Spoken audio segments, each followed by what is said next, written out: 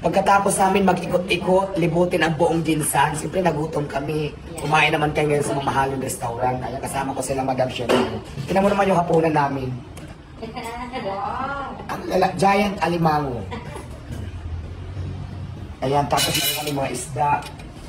Ang mayaman muna ang atake ko ngayon kasi syempre sila Madam yung kasama ko. At minsan ko lang ito matitikman sa buhay ko. Diba dahil kay Madam?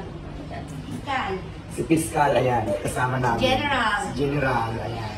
Mapans mo kami. Ang sarap ng ulam namin ngayon, kaya kain na tayo. Samahan nyo kami kumain. Sip, alimango, lapu-lapo, ano to? Lechon pata. Tapos siyempre may pansit. At basta daming ulam.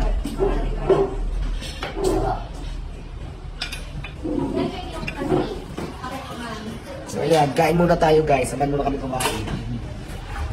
Kinakain na tayo. Ang simple ang rin na ng sound. Nandun pala sa dulo, nakasight lang. Di ba lang kami ba sa lapang lang, diba? Laps lang ng laps. So bukas balik na ulit tayo sa Pasay. Kain na tayo. Medyo paus na ako.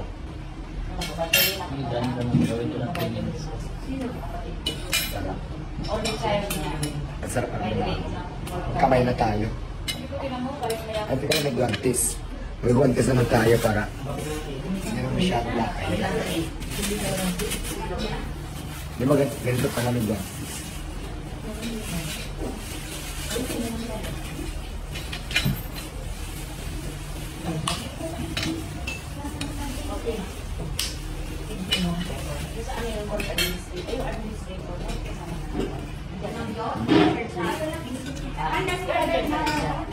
Pagkat ano ba mo?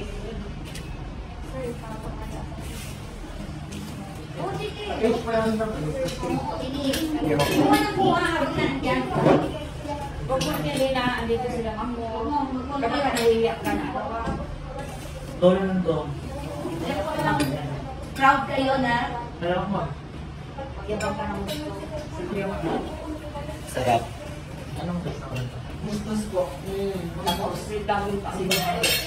Ayan, dito may pala kumain sa Bustos Seafood Market dito sa Ginsan. Malapit lang sa Gaisano Mall. Gusto niyong puntahan, dito lang to sa Bustos Seafood Restaurants. Malapit lang sa Gaisano Mall. Ang sarap ng alimango. Ang sarap lahat. Steam lapu-lapo, alimango, usip na grill, may pansit, may crispy pata. Lahat na dito. Gusto niyong tikman, napakasarap. Bye-bye. Kain mo tayo.